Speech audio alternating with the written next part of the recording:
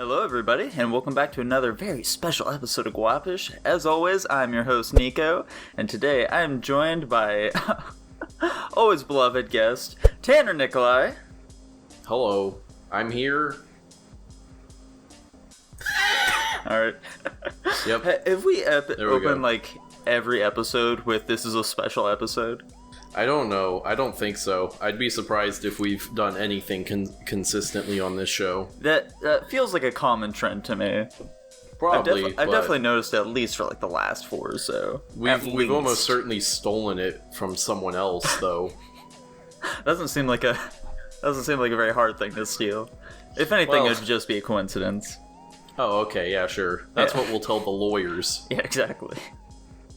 So, my boy T-Boy, you got anything special you want to bring up for a little starting topic here?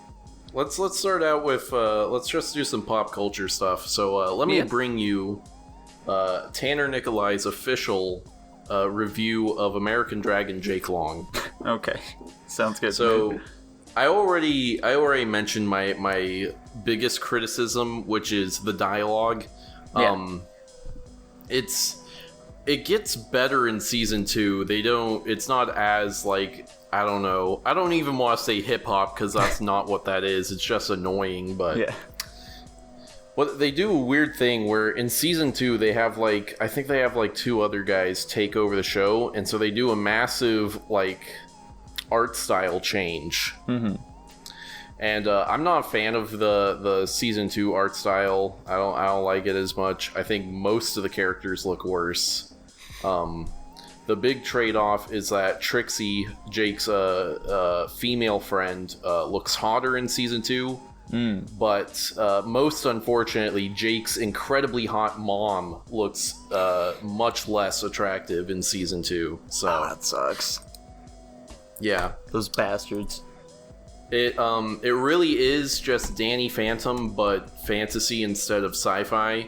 They even do the thing where like halfway through season 1, someone important figures out his secret powers. Like in Danny Phantom, his sister? Yeah, his sister. Yeah. I got confused because I'm like, wait, she looks just like Gwen. Is she his cousin like in Ben 10?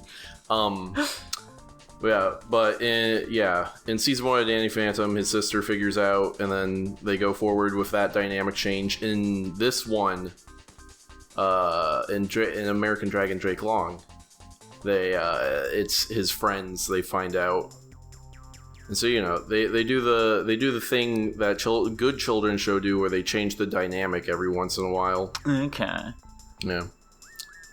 Gotcha. Overall, I would give American Dragon Jake Long A 4 out of 10. I'd say a 7. I think it's a really fun show. A lot of the episodes are like pretty creative with what they're doing and whatever. And a lot of the I like a lot of the friendship stuff in there. It's real nice and wholesome, I'd say. People are always dishing out a 7, Yep. Tanner. That's always what people go with. They go right for the 7. People are always dishing. They go right for the 7. Not true, but let's see. Did I already give my overarching thoughts on Bad Batch? Because that finished. Yeah, you did. Okay. The Bad ending Batch, was... overall, 10 out of 10. The ending was disappointing because it clearly just sets up for season 2 and doesn't of course. really resolve anything.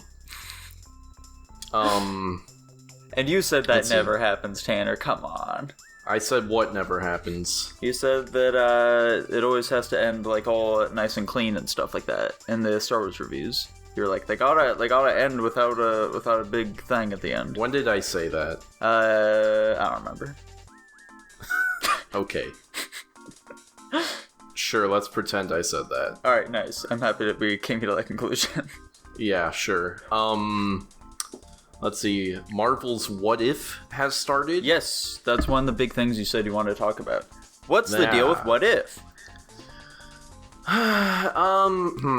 What If is disappointing. So the concept is like it's a classic trope. I don't know about trope, but it's a thing they do a lot in comics where they'll make like like short little one-off series that are like one issue or a couple issues where they're just like, here's like an alternate timeline version of something that's happening. Yeah. And like some of the really good ones are like Spider-Man Reign, where it's like Spider-Man, he's really old and things have gone to shit. Or Batman, I'd say Dark Knight Returns is in the vein of like a what if sort of story. Marvel Zombies is a big one. Stuff like that, just cool stuff where it's like, what if there were zombies? What if Superman Red Sun? What if Superman landed in Russia? Yeah, those are cool. So far, out of the 2 what if episodes that have been put out, and I believe there's only 2 right now. Maybe a third one came out today or yesterday, but they did the what if stories in the lamest way possible, where it's just an identity swap. Yeah, that's the first episode is it's like, what if Carter? Yeah, Peggy Carter. Peggy, is it Peggy or is it Sharon? I believe I'm pretty sure it's Peggy. I think it's Sharon. I can't remember. I'm almost certain. Anyway, it's what if she becomes Captain America instead of Steve Rogers? Yeah. And then, like, that already is like, okay, whatever. Like, on its face, that's something that wouldn't really make much of a difference and is kind of stupid. Yeah. And then they kind of just double down on it not making a difference by literally just showing a condensed version of the plot of the first Captain America movie. Yeah, and does nothing change whatsoever?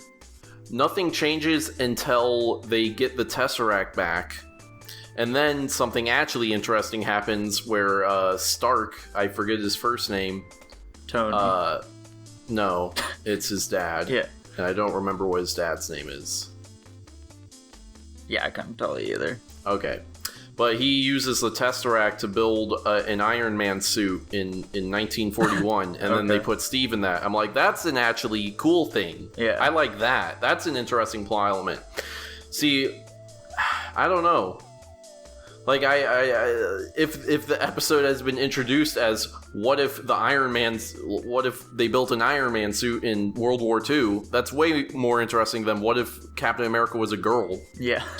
And that's just kind of, to me, a running thing going to be a running thing with these episodes where, like, what they consider the crux of the interestingness of the story is not as interesting as some of the other things they throw in there. Yeah. Like, for example, the second one is, what if Star-Lord was T'Challa? Mm-hmm. So, like, instead of kidnapping, what's his face? Peter Quill. I wanted to say the actor's name. Oh, Chris gotcha. Pratt. Yeah, Chris Pratt. Instead of kidnapping Chris Pratt, they kidnap T'Challa as a kid, and he becomes Star-Lord. Okay. And, like, again, he's still just Star-Lord. Like, he listens to hip-hop instead of 80s music or something. I don't know. What? That's not even true. There's no music in this one. Oh, okay. But, I was about to say, how does that make sense? Yeah, it's not true. But I made that up, and it was kind of racist. But okay. It's not, like, it's not a very interesting idea. Until they introduce that in this universe, he convinced Thanos to stop his mission and to actually join his pirate crew. That's fucking interesting. Yeah, there you go. Not Star-Lord being black. What? And then they just have a little adventure. Like it literally just feels like a Guardians of the Galaxy adventure. But now Thanos is here. But he's black. So it's like, what? I'm hoping they do like zombies or something, something cool, and it's not just like diversity swaps. Yeah, I mean, they announced like which ones they are doing. They did? Yeah, and zombies is one of them. That's good. Yeah, I'm assuming they're probably going to save that for last, though. They totally would. Yeah. They're going to make me watch. Let me look at this up. Marvel What If episode list. I spelled what if horribly wrong. Let's see. What if... Okay, so it looks like on the third one at least they're going off of the identity thing, because it says, what if the world lost its mightiest heroes? That sounds cool. Yeah. If all the Avengers die in, like, the Avengers movie? Yeah. That's neat. When is that? August 25th? Oh, that's already out. I could have watched that. Well, you see, Tanner, you could have had something positive to say about the series, and yet you fumbled there. I fumbled because I have been watching the Chimera Ant arc on Netflix of Hunter x Hunter. I mean, hey, that's probably a good reason to stop watching What If, honestly. Yeah. I've made it to episode 55 already, and it's been 3 days. Nice. Not bad. Yeah, lots of episodes are chugging through there. Lots of episodes, but they don't really feel like filler. I do think they don't feel like filler because everything does feel important to the story, and so I guess at that point I'd just be like, just maybe reduce the number of plot elements. Yeah, there's like a shitload of stuff during the Chimera Ant arc, and the majority of it does end up like playing into like the crux, the big climax ends up happening for the arc and stuff like that. So generally it's all pretty necessary, but I mean, hey, it's a lot of Hunter x Hunter, which is something that we all know and love, man. Yeah, it is quite a bit. What's the arc after this one? Because that went up on Netflix too. Yeah, the next one is actually the last one of the anime. It's the election arc. Is that as lame as it sounds? No, there's some pretty neat stuff going on in it. Oh, okay. Yeah, there's some rad stuff, Tanner, don't you worry. What's the election about? Is it actually an election? Yes, it is. There is actually an election. That's like half of it, though. There is like a secondary plot that is also going down. Which, I mean, like... I'm pretty sure you lied to me, Nico. I'm not finding a list of the What If episodes anywhere. I could have sworn that there was a list that was out there for it. What will all the what ifs be? Oh wait, here we go. What's this? Everything we know about all 10 Marvel stories. Yeah, there you go. Let's see. 1, Cap Carter. 2, Iron Man and Killmonger. That's not even true. I mean, these could very well be out of order. Oh, gotcha. Yeah. So they didn't. There's no like official thing that people just analyzed the trailer and tried to come up with it. Okay. Yeah, there are also like a lot of Funko Pops out there. It's like for the What If series, and so some of those pretty sure will be playing into this whole thing, like the Sorcerer Supreme shit, you know? Mm-hmm. With Spider-Man. So yeah, I'm assuming that's what's going on. I don't remember the trailer. This one's saying that Hawkeye as the Hulk. And I don't know how that even makes sense. Yeah. That's a weird one right there. Does he have big arrows? How does that work? Dude, that'd be rad. I'd love that. Because like how do you adopt the Hulk's powers but maintain your identity as like an archer hero? The Hulk uses like a ballista to fire or something. Ooh. Interesting. Yeah, there we go. Yeah.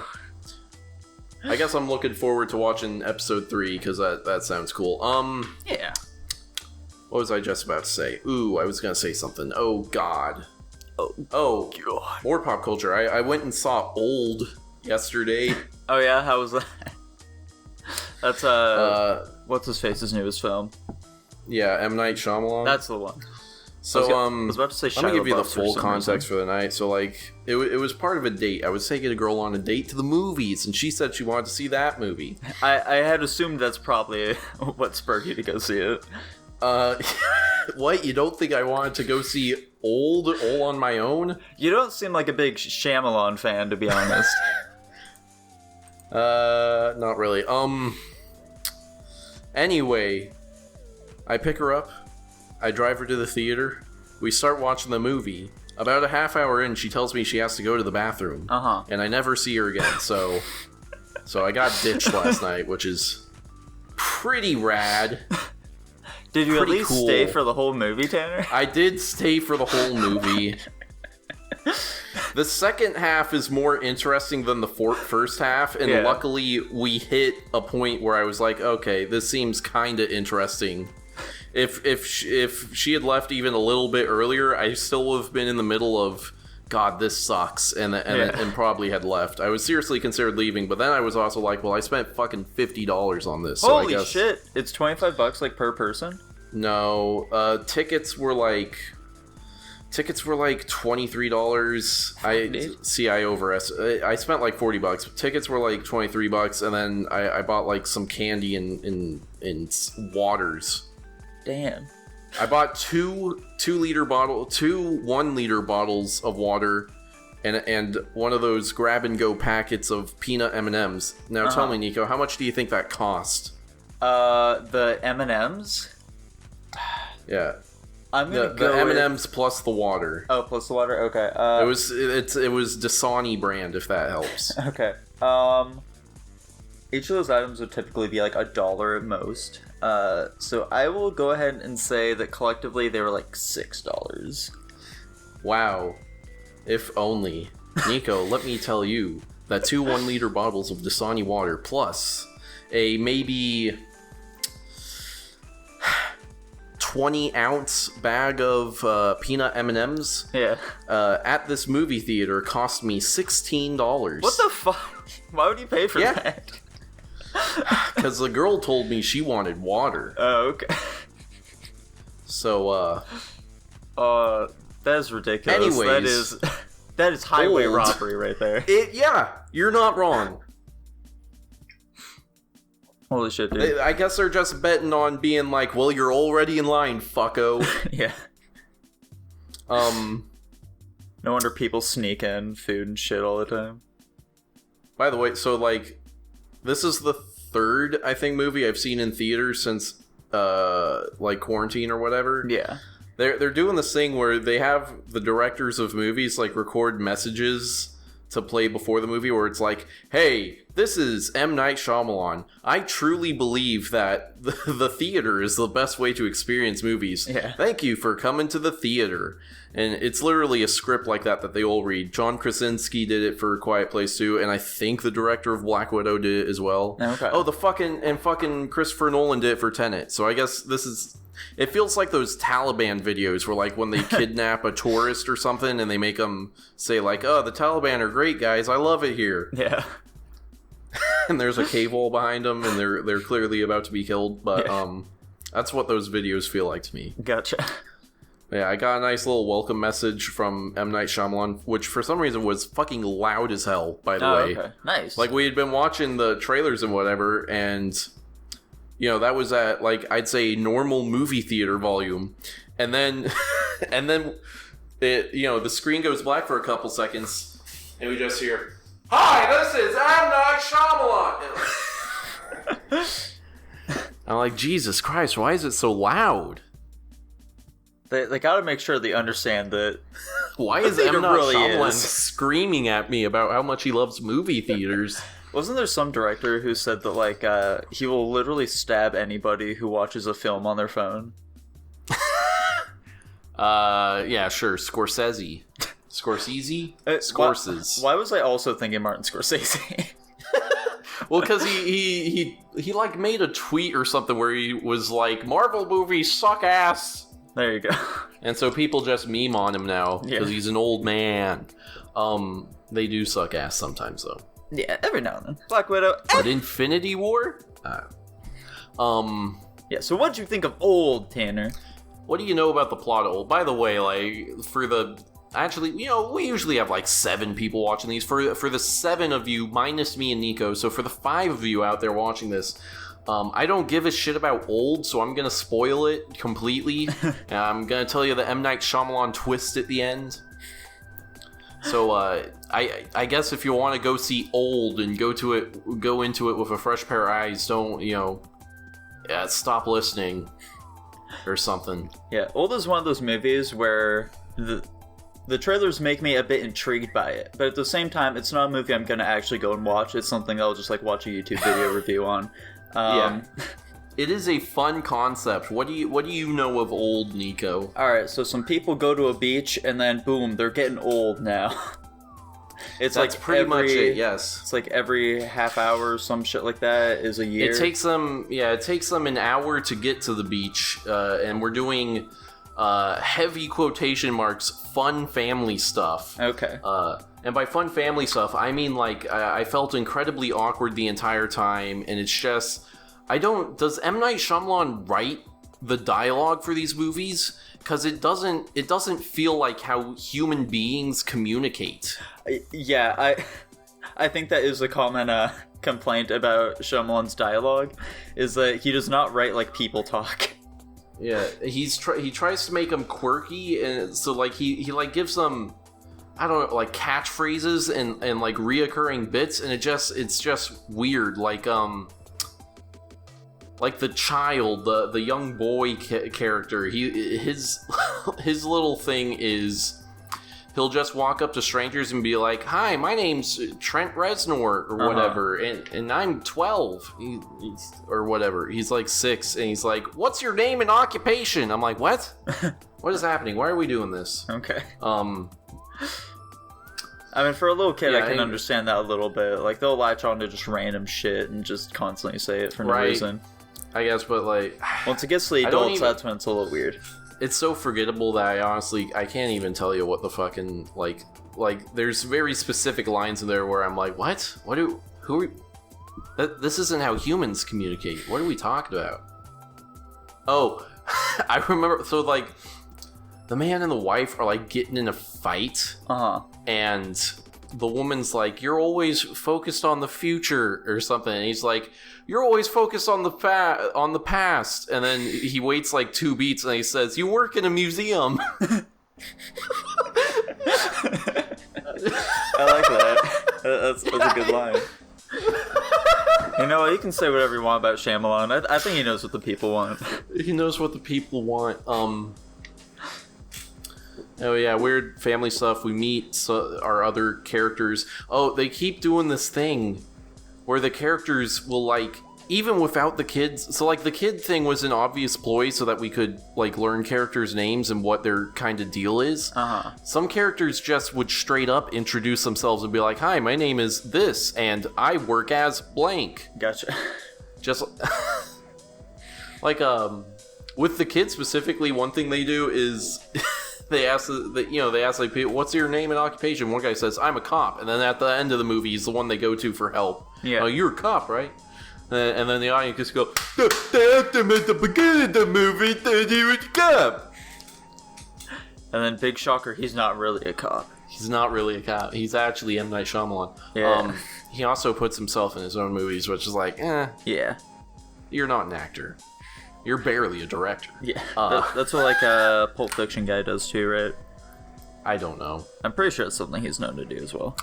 Jon Favreau does it as well, but he was an actor before he was a director, so yeah. So I can forgive that. Yeah, he can do it. He was a gay guy in Endgame. I thought you were just gonna say he was a gay guy, but then he wasn't. He was the blue alien from Mandalorian season 1. Anyways, back to old. Yeah, back to old. Let's see.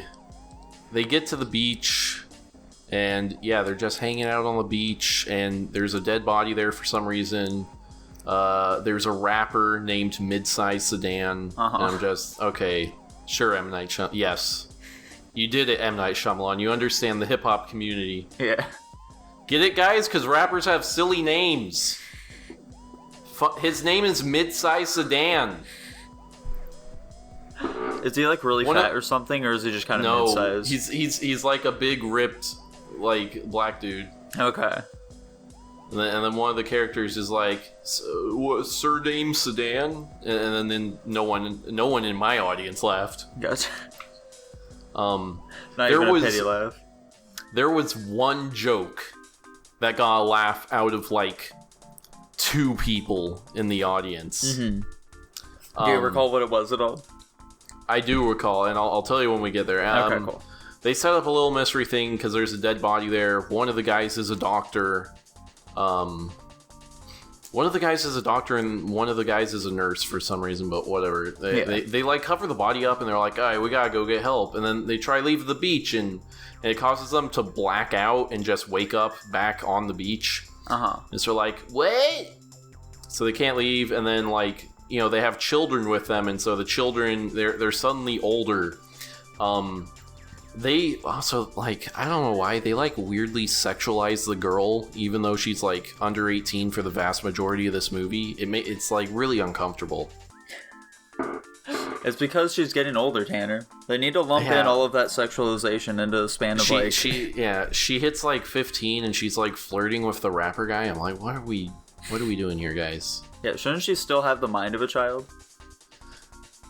See, like, that's the most confusing thing, because like we hit a point where the kids, you know, they start out, they're 6 and 11. And like, they really seem to be acting relatively appropriate to their age. Especially the boy. He does not seem like he's a 6-year-old the whole time. Okay. They seem far too cognizant, you know? Yeah.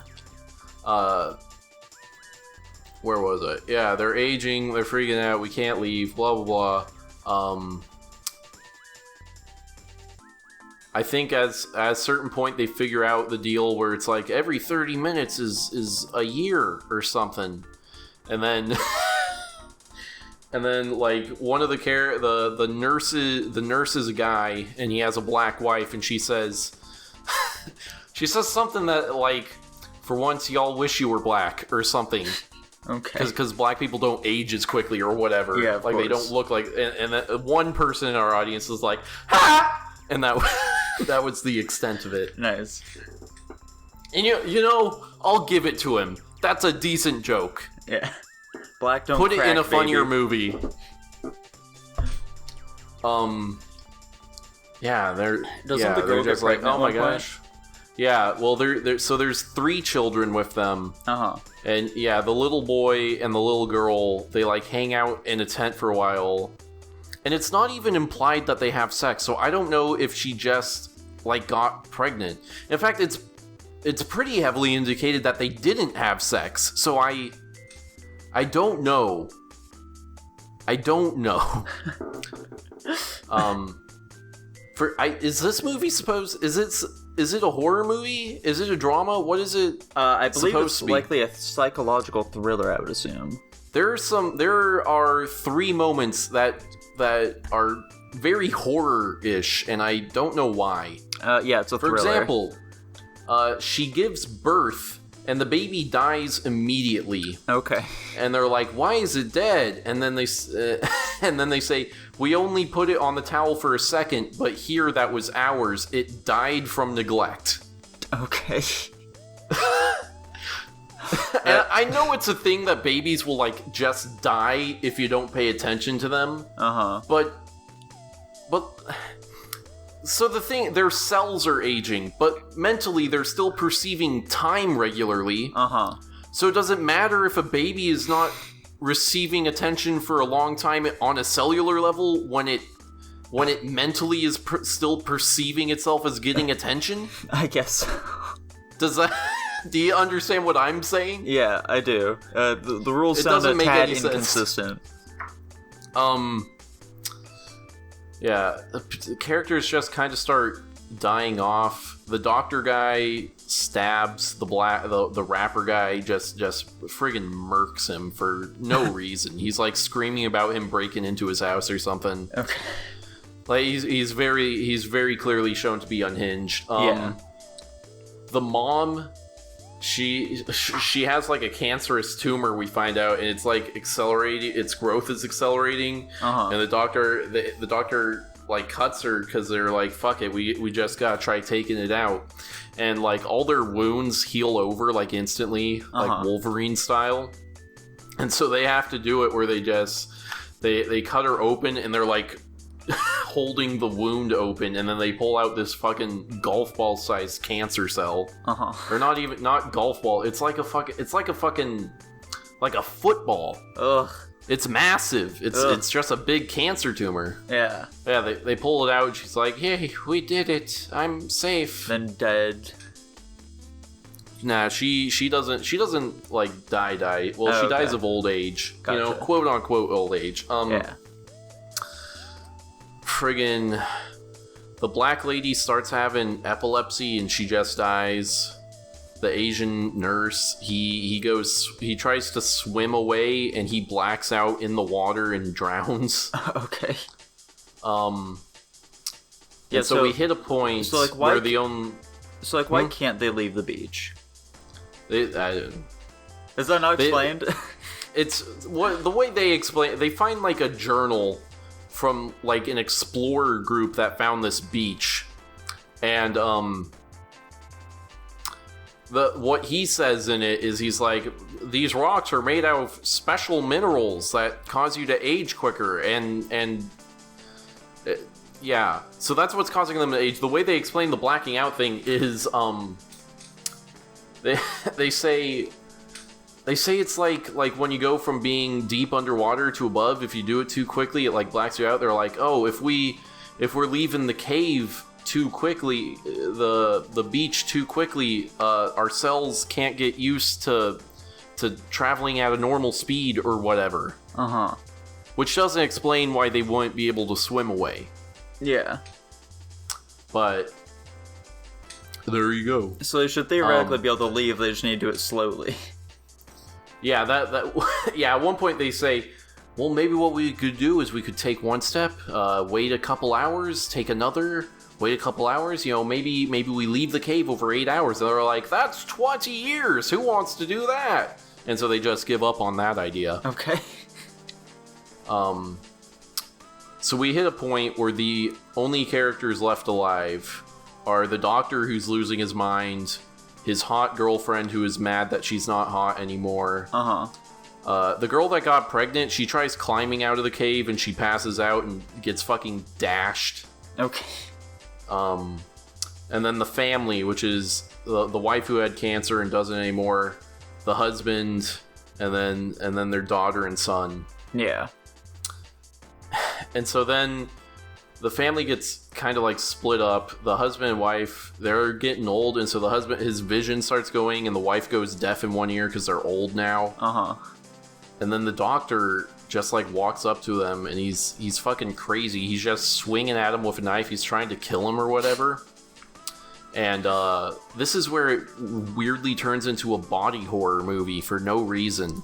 The wife like runs off as the husband is fighting with the doctor, and she comes back with a rusty knife. Okay. And she slices him with it, and it gives him tetanus, and they just do a really gross, like him decomposing right there. Holy shit. As tetanus infects his entire body. He looks like a fucking zombie at the end, basically. That's not even the grossest part. Like, this next thing I'm going to tell you, the reaction in the theater was not great. People were like, what the fuck? Why are we watching this? Yeah. This is horrible. I don't want to see this. So what happens is the kids, when the doctor starts attacking, the kids run off and they go into a cave. And they hear like a woman crying or whatever, and they light a match and they see, oh, it's the hot girl who's now old and she's mad she isn't hot. And for some reason, she's acting like a complete fucking lunatic. She like starts throwing rocks at them, telling them to put the light out because she doesn't want anyone to see her. Okay. And for some reason, I don't know, for some reason they keep lighting the match too. They're like reacting to her like she's some kind of a ghoul, even though everyone hypothetically should know what's happening. Yeah. That she's just at one point. Yeah. At one point, she picks up a rock and it breaks her arm. Okay. And so there's, they heal real quick, so it heals broken. And it's like it's like bending it multiple directions at once. Already really gross. Yeah. So then she's like crawling towards them because for some reason she's like trying to attack them, or something. Because they keep lighting the match and she doesn't want them to look at her. She then breaks her other arm while she's walking on it. That one heals over like immediately, so that one's in weird angles, right? She then starts thrashing around and rolling on the floor, breaking her arms and legs over and over and over again, and they're healing over and over again, so she literally turns into like a fucking pretzel at the end. Holy shit. And it goes on for too long, and just the sound and the visuals combined to make me just, I don't want to be there. Yeah. Like, it activates a fight or flight response in me. It's horrible. I hate it. So, what is the big twist at the end? Well, I'm trying to think, does she even die? I think the kids maybe just leave her in the cave as a pretzel person. Okay.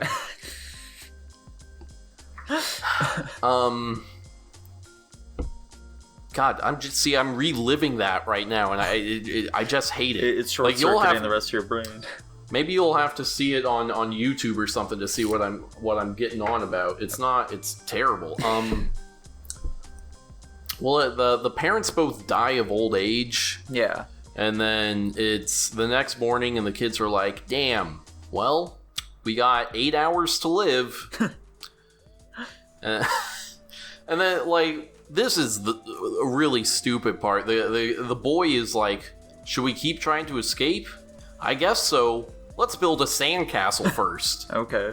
And so they start building a sandcastle, and they're like talking about the kid they befriended who is kind of weird, and he's like clearly put up to what's happening. Yeah. And him and the kid were like exchanged like little letters that had codes on them they had to decode. And so he decodes a letter, and it says, "My uncle hates the coral." And so they're like, "What?" And there's like some coral off in the distance, and they're like, maybe that's a hint that the coral is how we can get out of here. Uh-huh. And so they swim over to the coral, and there's like a tunnel through it that puts you outside the beach, and they get away. Very cool. And they do like a fake out. The girl, for some reason, was wearing a shawl when they went swimming, and it gets caught on the coral. Yeah. It's like heavily implied that they drowned, and so then it does like camera spin over to the guy on the hill with a camera, which they hinted at. For some reason, like the entire time we saw like lens flares in the distance, and one of the characters was even like, "Look, they're filming us. Why are they doing that?" I'm like, which I feel like kind of ruins the twist. Yeah. Like you know something weird is coming because they point out, hey, they're filming us as we go through this crazy aging thing. Hey, this is all just a big reality show. Yeah, but yeah, he does some science garble, and he packs up his cameras, and then whoa, he's in a lab. What? And then does M. Night Shyamalan always do this with his twists, where the twist is just an exposition dump, where you're supposed to go like, whoa, that's crazy. I believe so, yeah. I know in The Village, which was one of his like really big ones, there was a moment exactly like that where they give you a big ass dump on like, okay, in case you're too stupid to figure it out, here's what's happening.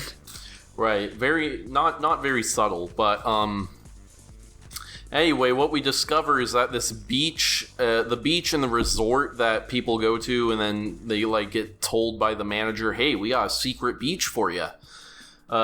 It's owned by like a pharmaceutical company that uses the beach to quickly test medicines. Okay. Because like when they first got there, they like gave the adults cocktails which had like new medicines in them that were supposed to treat stuff or whatever. Gotcha. And so they just bring people with different illnesses to this resort, give them special medicine, and then age them for their entire lifetime to see if the medicine worked. That's very cool. That's a twist. That's the big one. Okay. But yeah, and like it's weird because like it doesn't seem very scientific, because what the way they do is they just kind of have a random smattering of people with illnesses. Yeah. Like the one person had cancer, the rapper had like some blood disease, the doctor had like dementia or something. Like they mix up mental illnesses with actual illnesses. And like, what, you think you're gonna cure dementia with medicine? Is that how that? But you know, what do I know? Yeah, I mean, it's entirely possible. But then it's revealed they double fake us out, where the kids, the quote unquote kids, actually did make it out. They just kind of looked like they drowned. Yeah. And then that's when they walk up to the cop, are like, "Hey, you're a cop, right?" And then I guess people just accept this reality where people aged 50 years in a single day, and then they arrest them. Okay. The guy's like, "We're arresting everyone here. Subpoenas are being issued now." Okay. The end. Now, let me try and get some good out of this movie. Yeah. Let's say hypothetically there was a beach out there that that would cause people to age rapidly. And there was a pharmaceutical company using it to do what they were doing in this movie, where they test medicine. They get like, a lifetime's worth of testing very quickly. would you allow them to keep doing their thing since they were, as a net positive saving lives? Yeah, I'd say so. I think that if you, don't just let them do it on, random fucking people. Yeah. If it's, I don't know, prisoners who are on death row or something. There you go. Literally, the way they were recruiting people is they offered,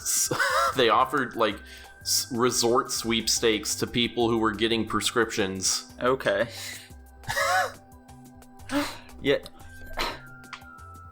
See, my thing is, surely there's people who'd be willing to volunteer for this. Yeah. Especially with, really debilitating diseases, right?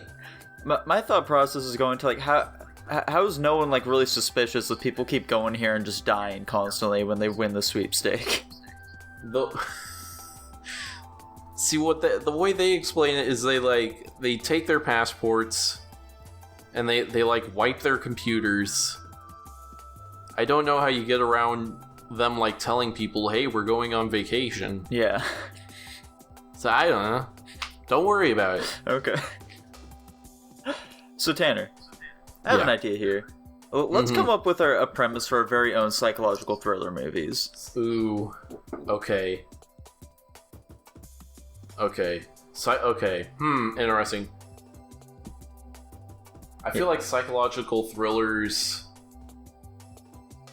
I don't know. What are some examples of good psychological thrillers? I need some inspiration. Well, you got Old.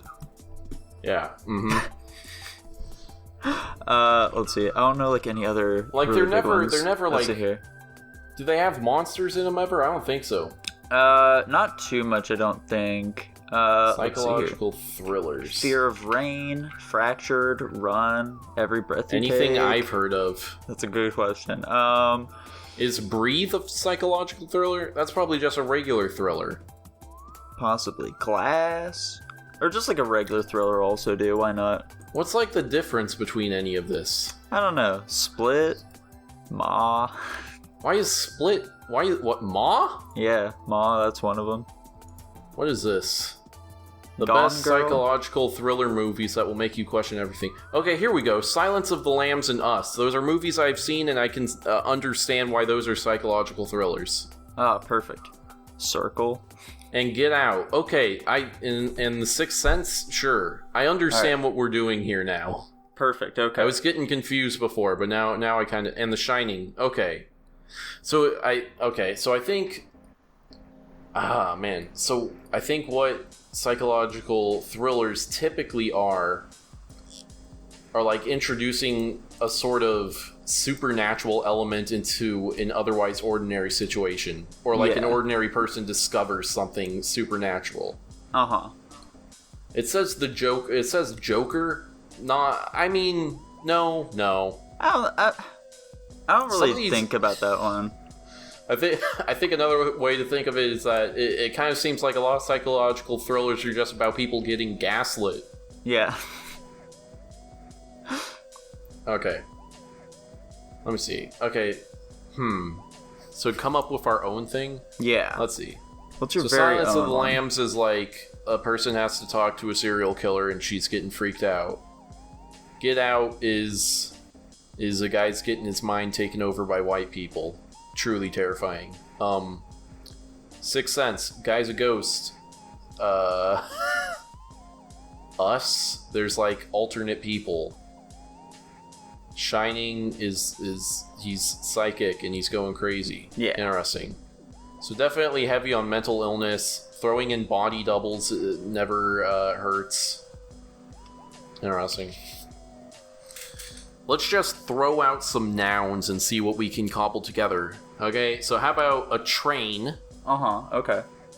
A train that is going to Dubai.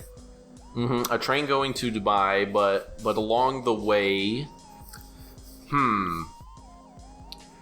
But along the way, it's not a train anymore. Along the way, the train never reaches its location. Or maybe just people are slowly disappearing. Yeah. There you go. That's that was easy. There. That's actually a movie right there. A train people board a train to Dubai, and then they slowly notice that people are just disappearing from the train. Yeah. That's literally, like, that might as well be in our Oscar-worthy psychological horror. We already did it. Yeah, and it's just called Train or something like that. Alright, here's one. Or like, Train to Dubai. Yeah. There you go. That's literally perfect. I can see it. I can see the movie poster already. Alright, here we go. I think I have an idea for one. Mm-hmm. Okay, so check it out. You're just, like, following this guy who's, like, walking around town. He's getting ready to go to his office job. He's all in his suit. He's all ready. Mm-hmm. He's a young up-and-comer, you know? He, like, just graduated college or whatever. And as he's walking through this busy-ass city, he hears a loud booming voice, just seemingly coming from everywhere at once. And it's yelling out to everybody. The fitness grind pacer test is a multi-stage aerobic capacity test that progressively gets more difficult as continues. The 20-meter pacer test. I did, yeah. So they just hear the pacer test thing, and it starts, and everyone's like, you know, they're confused as to what the fuck is happening. Or what if instead of everyone noticing it, like, a handful of people notice, but everyone else starts doing the fitness gram pacer test wherever they are? Well, you see, like there's like 5 people that they hear it and they don't start doing it, and then they have to be like, what the fuck? What's happening? Everyone around us is doing the fitness gram pacer test. You see, my idea is that it kind of just starts going, and no one is really thinking anything of it. They're just confused. But then, like, when it dings, like, several people just immediately die. And then they realize that, oh shit, we have to be doing this thing. And they're like, if you don't make it, then you're gonna die. You're right. I like that idea better. And then the title of that one is just Pacer. The Fitness Gram Pacer Test is a multi-stage and then ... Yeah, there you go. Like, you cover an entire poster in text and then end it with ... Yeah. It's perfect. It's so relatable. A guy is... How about a heavily sexual psychological horror where it's a guy, he's in his business suit, he's got his briefcase, he's going to the office. But aside from his boss, everyone there is a woman, and then he gets feminized. It's terrifying. Yeah. Isn't there like I think there's an episode of Kids Next Door like that, where like number 4 ends up getting sent to an all-girls school, and they slowly start turning him into a girl over time. That sounds familiar. Yeah. Which is funny. I wonder if, like, the people who are into that, like, sissification porn watch that episode like, oh yeah. There we go, baby. There is a Reddit thread out there on, like r/confessions. Yeah, r/sissy confessions or whatever, where someone's like, I first learned that I want to be a girl watching that episode of Kids Next Door where number 4 gets turned into a girl, and I was 8 years old and just thinking, God, I wish that were me. And then you have one person down in the comments and they're like, I want that to happen, but then they realize their mistake and put me in an all-boys school after I've been sissified. Hee. 500 upvotes. I can see it now, plain as day. I can see it right now. You and I should conspire to make fake Reddit threads like that. Oh, there we go. Where we just predict what people would say and would like. We can just rake in the karma. The karma. It would be perfect. I can't wait. Can we do something with Bitcoin for psychological horror? Let's see here. Bitcoin it's like becomes every time the future, but then Bitcoin disappears and no one knows what to do now in a world without money.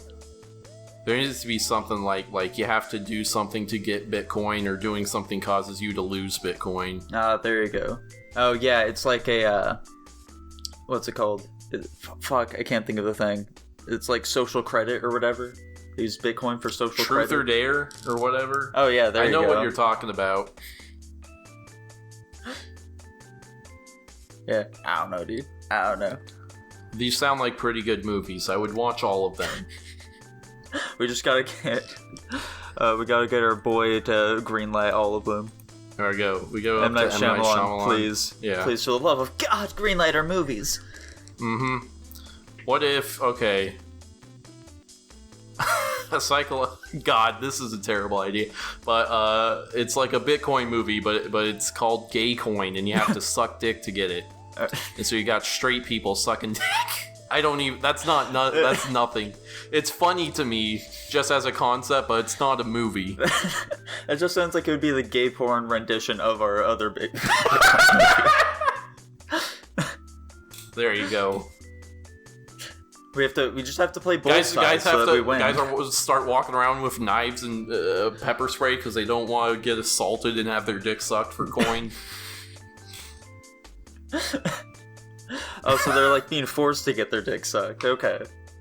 Well, yeah. I mean, if you're offering Bitcoin for dick sucking, like at a certain point, you have to just like at a certain point, people are gonna like start sucking your dick whether you want them to or not.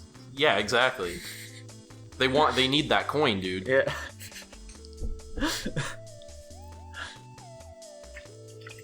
Well, I mean, I guess, like, in other news, Tanner, there was, like, that big Pokemon thing. Did you see that at all? Big Pokemon thing? Yeah, there's a big Pokemon Direct. Oh, no, I haven't. I've been watching Hunter x Hunter. Well, there was a big Pokemon Direct. They showed off some more stuff about, like, the Diamond and Pearl remakes, as well as Legends Arceus. They showed off 4 brand new Pokemon. Wow. Yeah. 4 brand new Pokemon. Are they cool, or are they over-designed? I mean, you're asking the wrong person about over-designing, Tanner, because I just fucking love that shit when something is, like, way over-designed. I think that they're pretty neat. They're Hisuian Would you say from the forms. perspective of someone who doesn't like over-designed shit, are they over-designed? One of them, I think, could be seen in that way. Here, let me look them up. Okay. Can I just search the 4 new Pokemon? Yeah, sure, that should be fine. 4 new Pokemon. God. You might need to search like a Hisuian Pokemon or something like that. What? Yeah. How do you type that? Hisuain. That's awful. Why would they do that to people? Hisuian? Yeah, it's because it's the Hisui region or whatever. And yeah, it should be like that first 4 right there. Pokemon Legends Arceus. Yeah. Oh, you're looking at images? Yeah. Looking at images What do we got of here? it. Oh, these guys? Yeah. Oh, these are already Pokemon, though. Yeah, they're the Hisui. They're the Hisui region variants or whatever the fuck. The Stantler is like a new evolution for Stantler, and there's also like a new evolution for whatever the fuck his name is, Basculin. He turns into Basculegion now, and then the other 2 are just regional forms. I mean, I wouldn't say any of those are over-designed. Those are fine. Okay, nice. I think Sword Dog and Shield Dog were a bit much. They grow on you though, Tanner. They grow on you over time. You just need to be exposed to them more. But yeah, that's like the big new shit going on with Pokemon right now. Other than that though, like there's a new Gamescom thing, but like nothing cool there was really announced, so I don't really care about it all that much. However, Tanner. Wait, this is Sinnoh again? Yes. So it's like ancient Sinnoh. What? Yeah, which is like Why would there be Pokemon we've never seen in the Ancient? I don't know. They're probably like hunted to extinction, or like their old variants like died out for some reason. I hope they do like really explicitly say something like that. Knowing Pokemon will likely just kind of need to be inferred, but if they do explicitly state it, that'd be pretty cool. Not gonna lie. One of the characters you meet is just like, God damn, I love eating Hisuian Growlithe. I think I'm gonna eat this every day for the rest of my life and tell all of my children to do the same. Yeah. Yeah, there you go. There's people. How ancient are we talking? How fucked is the human evolutionary line in the Pokemon universe? I don't really know just how old this is supposed to be. Like, there are people who have been able to date it back to like a specific era of Japan, but I don't remember which one it is the problem. It's like, I don't know, the fucking Hokkaido era of Japan or some shit. Hokkaido. Yeah. It's probably not that. I think Hokkaido is just a city and not actually an era, but you know. Who cares? Exactly. Who gives a gosh darn about Pokemon? Not me. I do. I kind of do though. Just not gonna lie, I kind of do. But one other cheeky little thing, Tanner. Have you been playing Guilty Gear like whatsoever, Tanner? No, I haven't. Okay. Well, a brand new character just dropped recently, my boy. And it's Jacko. She's like one of my faves of Guilty Gear. I think that she's really cool, and I'm so happy. Faves of Guilty Gear? Yeah, dude. Jacko, I didn't know you played Guilty Gear. Hell yeah, brother. They're all like pretty fucking rad. And I really like Jacko, and now she's back in action. And she was trending on Twitter the other day as well. Wow. Yeah. Good for her. Right? It's because she does this really fucking weird pose. She does like this weird downward dog looking thing. Yes, I've seen that. Yes, and so people are redrawing people in people have been like going to Twitter and redrawing their favorite characters in that pose because they're like, what the fuck is wrong with this? It's rad, dude. No, they're not saying what the fuck. They're saying I wanna fuck. There you go. And yeah, Jacko's just really cool, and I love her because, like, bro, she's so fucking weird. If you just like look at her walk cycle and shit, she does all this weird stuff at all times. They're like, what, normal movements? Get this shit out of here. She's like Ailina from Street Fighter Alpha. Exactly, just like Ailina, but even stranger, dude. She's stranger. Jack-o'-lantern. Yeah, dude. Like, to walk around, she just like rolls on that. She just gets on top of it and rolls on it like a ball, dude. It's great. That's funny. Yeah. Oh, is she like a Cody? Like the pumpkin is a chain ball. Yeah. That she's strapped to. Her main thing is that she's like, fuck, who is it? I forget what other character from another fighting game. You're putting ass gifs of her on the first page in like the third row. Hell yeah, brother. Her big thing is that she's able to like summon her little helpers and shit to like fight with her, and so you can like command them in addition to like all your normal moves and all that shit. Okay. Yeah, so that's like her big thing. That's what really sets her apart from the others. Interesting. Yeah, her actual like little chain ball that she has like on her leg doesn't come into play all that much.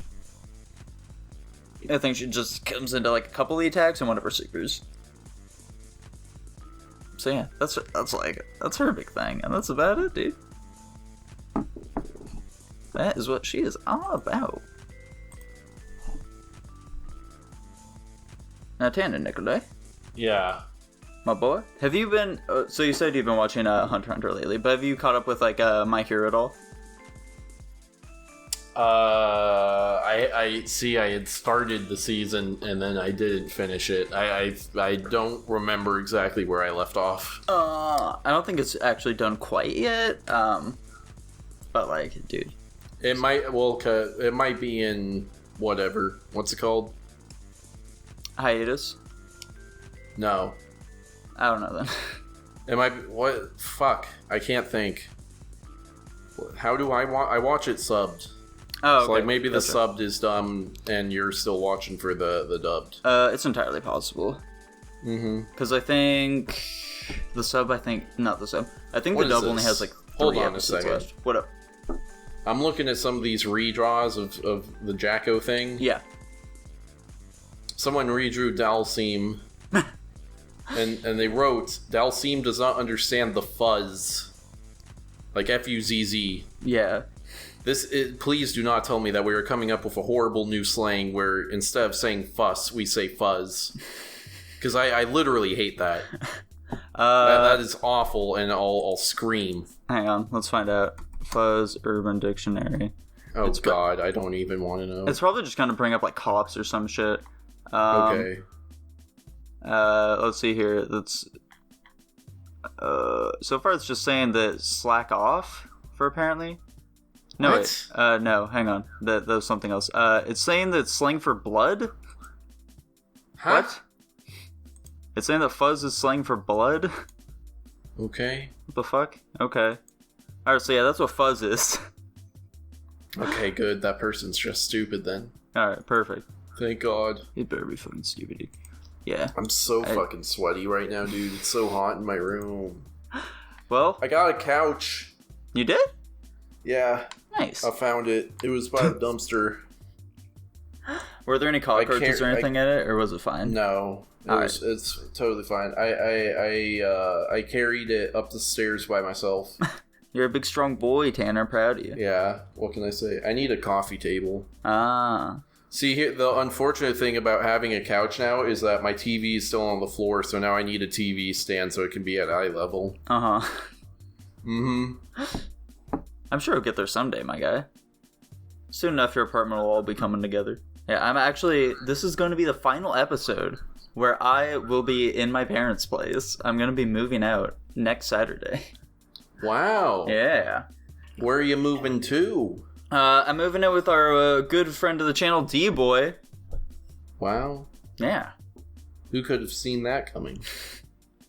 Who could have thought? It's Just gonna be somewhere epic, still bro. in town? Yeah. Okay. It's gonna be epic, bro. So then I'll be able to be my normal rambunctious self at all times, and I won't need to relegate myself to the closet. Yeah. Yeah, which that would be incredible. I'm actually currently not recording in the closet either because my parents are out at they're out at a theme park or whatever. A theme park? Yeah. What theme park Good and old, why? Good old Oaks Amusement Park, my boy. Huh. Yeah. Which I guess it's not a theme park, it's an amusement park, but whatever, I don't care. They're just out there chilling with my nieces and nephews. You didn't want to go to the amusement park, Nico? No, because Otto had to wake up early. Oh. Yeah. Also, I was working before this, so... That's not. I was gonna say that seems like a better reason, in my opinion. But so yeah, that's what was going down. That's about it, my boy. That's about it. Want to hear something funny? Yes. This is a good thing to leave off with. Yes. I had one other thing I wanted to leave off with, but go ahead. Oh, here, you do your thing. Mine's better. You don't even know what mine is yet, Tanner. How dare you? Well, Tanner, I know you. Tanner, were you aware that Kermit had some big role to play in 9/11? Like Kermit the Frog? Yeah, Kermit the Frog.